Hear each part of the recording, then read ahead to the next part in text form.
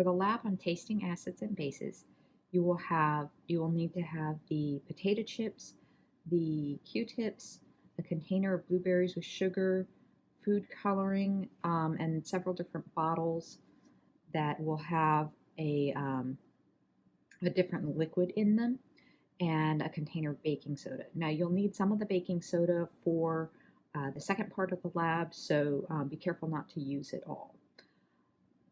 Okay, so what we're going to do with this lab is basically put some of the materials on the Q-tip and taste it. For the liquids, you can, if you feel like the Q-tip isn't enough for you to be able to taste what's going on, you can maybe squirt a little on a spoon.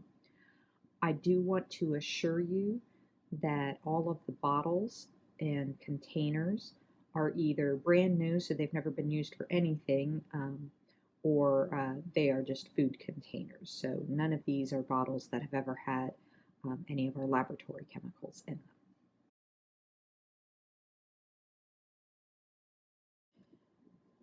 For the lemon juice and the seltzer water and the milk of magnesia, you can simply open the container and put a few drops on the end of the Q-tip.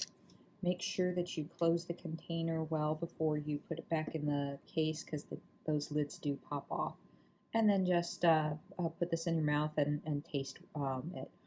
We're looking for words like sour, bitter, tangy, bland, salty, tart.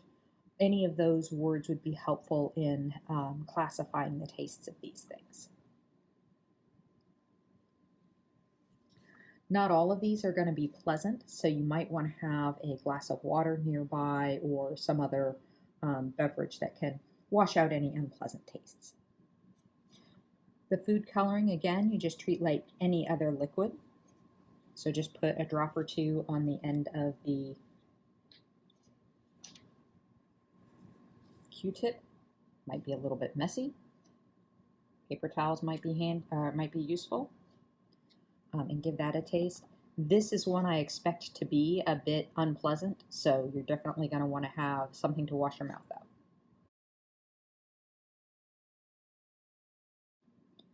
In the case of the baking soda, it may be helpful to get the Q-tip just a little bit wet. Don't have it dripping, but damp will help. And then just collect a little bit of the baking soda on the end of the Q-tip.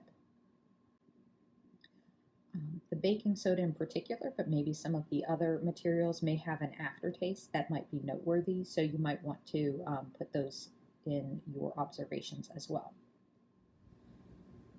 Potato chips are salt and vinegar potato chips, so what we're looking for here is just how the combination of the acid and the salt are going to change the flavor. Don't need to do anything with the Q-tips, of course, just eat one of the potato chips.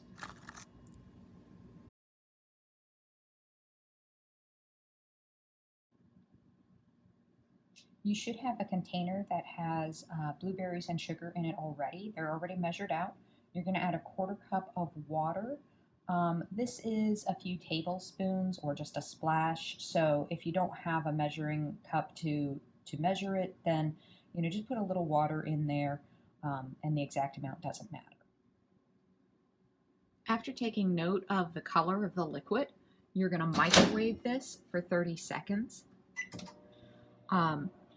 It's not going to be done after the first 30 seconds, so what you're going to want to do is stir it and then microwave for another 30 seconds, and then continue doing this until you have something resembling a thicker syrup.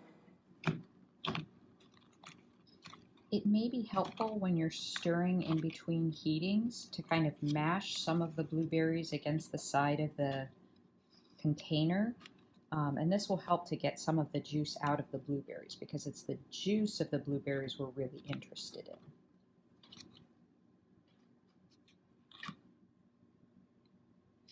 For the lab, this doesn't need to be super thick, so you can see this is still pretty liquidy. But if you wanted to make blueberry syrup, you'd probably want to keep cooking this down until it was a little bit thicker. And this, could work on pancakes or, in a variety of places. You don't want the blueberries necessarily in your bowls or your cups, but if they come over, that's fine. You'll just kind of ignore them. But you're going to divide this evenly between your 3 cups. Now, I don't have the plastic cups here, so I'm just going to use bowls and a white paper towel so that you can see what's going on. Your lab manual says to add a tablespoon of lemon juice. Because we have these squirt bottles, you're just going to squirt some in. And put enough in so that you can see a color change. And you'll probably want to stir it just to know whether or not you've started to see that color change. So this is lightening a little bit. I'm going to need a little bit more in order to see the color change.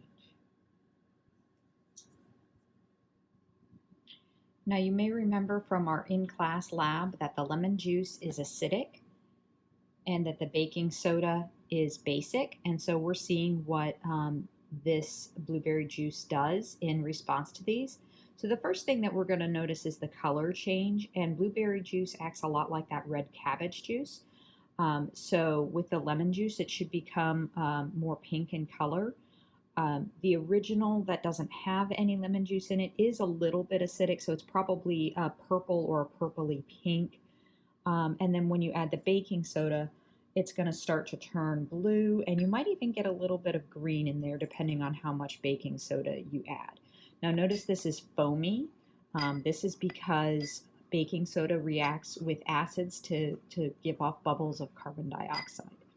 Then you're going to taste each of these, and you may be surprised at how they change in response to adding just a little bit of these other liquids, and record the flavors that you notice.